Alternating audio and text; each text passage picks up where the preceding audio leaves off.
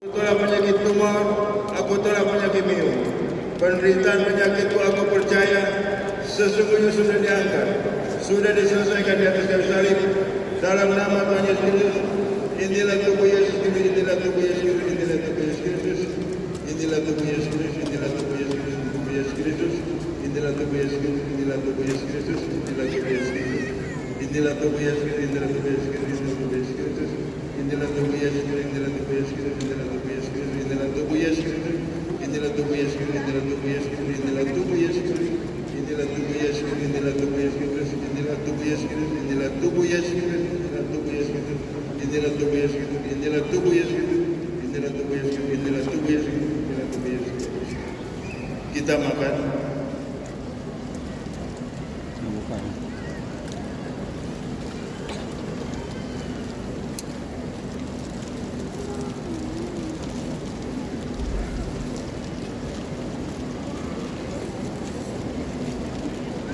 Demikian juga yang mengambil cawan sesudah makan lalu berkata, cawan ini adalah perjanjian baru yang dimusnahkan oleh darahku.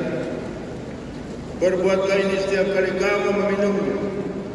Ingatlah selalu kepadaku dan jangan engkau melupakan aku. Kita angkat cawan ini bersama-sama, kita katakan di dalam nama Tuhan Yesus.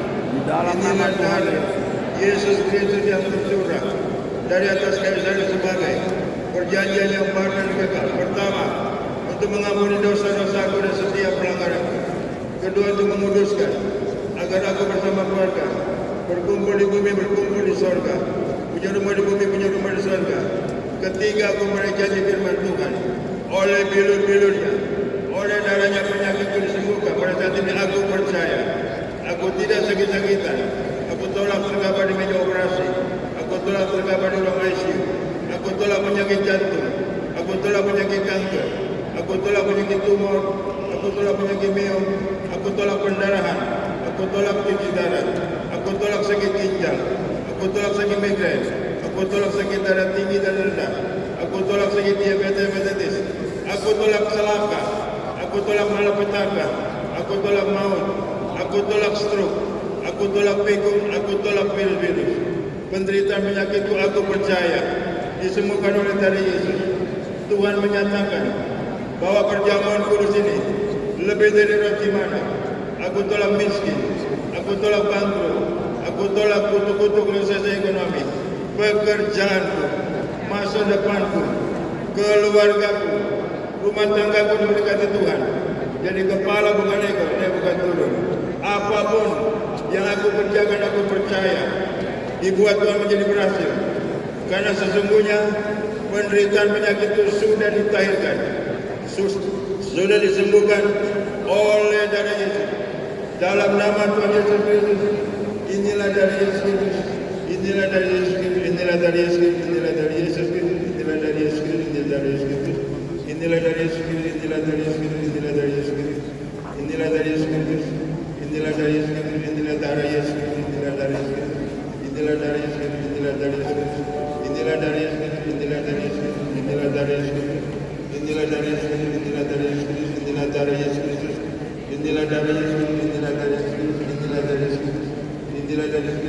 Yesus, inilah dari Yesus, inilah dari Yesus, inilah dari Yesus, inilah dari Yesus. Kita minum.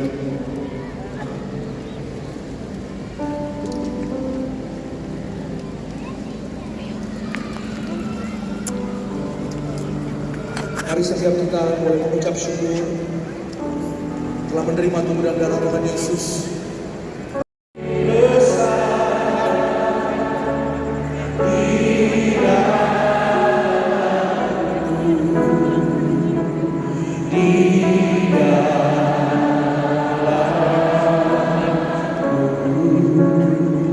Mari kita angkat tangan kita. Yesus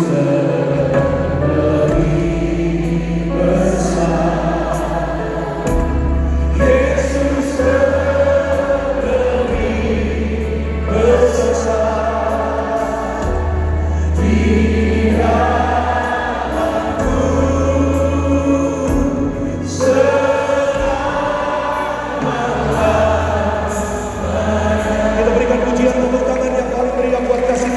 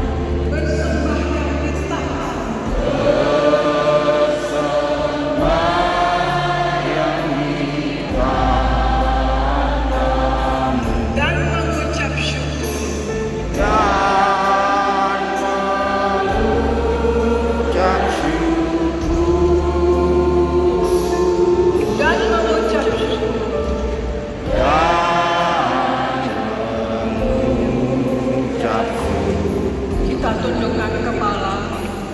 Saat Tuhan menciptakan manusia, Alkitab berkata bahwa Tuhan memahkamkan manusia dengan kemuliaan dan kehormatan. Di sini berarti dilingkupi di karang kemuliaan. Saat manusia berdosa, ia kehilangan kemuliaan Tuhan. Roma 3:23 berkata, karena semua orang telah berdosa dan telah kehilangan kemuliaan Allah. Tetapi saat Yesus dilahirkan, kemuliaan Tuhan turun. Lukas 2:9 berkata, tiba-tiba berdiri dari seorang malaikat Tuhan dekat mereka, dan kemuliaan Tuhan bersidang meliputi mereka, dan mereka sangat ketakutan. Kemuliaan Tuhan adalah memiliki pendapat yang baik tentang sesuatu yang menghasilkan pujian, kehormatan, dan kemuliaan. Karena kemuliaan Tuhan ada pada kita, maka kita akan diberkati dalam setiap aspek kehidupan kita, keuangan kita, pekerjaan kita, dan kesehatan kita. Itulah yang Allah lakukan kepada kita. Dia rela menjadi sama dengan kita manusia. Dan kita semua sebagai manusia banyak hal atau gejolak yang terjadi, baik di sekitar kita maupun di seluruh dunia. Dan itu telah mempengaruhi segala aspek kehidupan kita. Karena permasalahan menjadi kemunculan di sana sini. Kita sedang berjuang menghadapi situasi ini. Jadi bagaimana kita seharusnya sebagai anak Tuhan harus menyikapi situasi atau keadaan yang tidak pasti. Jadi apa yang harus kita lakukan? Satu, kita hidup dalam kasih Allah dengan melakukan firman. Kita harus memiliki kasih Allah yang besar kepada Tuhan dengan melakukan firman-Nya, ya saudara. Dan kemudian Yohanes dikatakan dalam Yohanes 14 ayat 16, aku akan minta kepada Bapa dan Dia akan memberikan kepadamu seorang penolong yang lain, supaya Dia menyertai kamu selama-lamanya, yaitu Roh kebenaran. Kasih yang bukan hanya berupa perasaan, kasih Allah itu, tetapi juga kita harus memiliki kasih yang berupa tindakan nyata. Kita dipanggil untuk mengasihi sesama kita dan juga terutama mengasihi Allah sebagaimana Allah telah mengasihi kita. Kasih yang sejati tidak menuntut, tetapi memberi dengan tulus. Kasih seperti ini membawa dampak yang besar dalam orang di sekitar kita, dan itu menyelamatkan. Yang kedua, kita hidup dengan memiliki pengharapan kepada Tuhan Yesus, yang mana kita memiliki pengharapan yang besar dan pasti. Kita telah diberi damai sejahtera dan tetap berharap. Tuhan Yesus katakan di dalam Yohanes 14:27, damai sejahtera yang kuberikan kepadamu, damai sejahtera yang kuberikan kepadamu, dan apa yang kuberikan tidak seperti yang kuberikan dunia kepadamu. Janganlah gelisah dan bertanya. Tuhan Yesus telah melakukan segalanya untuk kita, agar kita tetap berpengharapan kepada Yesus. Ya, saudara, maka itu kita di dalam Yohanes juga dikatakan, tidak banyak lagi aku berkata-kata dengan kamu, sebab kuasa dunia dan tidak berkuasa sedikit mengatasinya. Tapi supaya dunia tahu bahwa aku mengasihi Bapa, dan bahwa aku melakukan segala sesuatu seperti yang diperintahkan Bapa kepadaku. Pengharapan adalah akar yang kuat dalam kehidupan kita. Masalah persoalan manusia ketika kita sedang putus asa, tidak memiliki pengharapan lagi. Itulah sebabnya kita berjerih payah dan berjuang, karena kita menaruh pengharapan kita kepada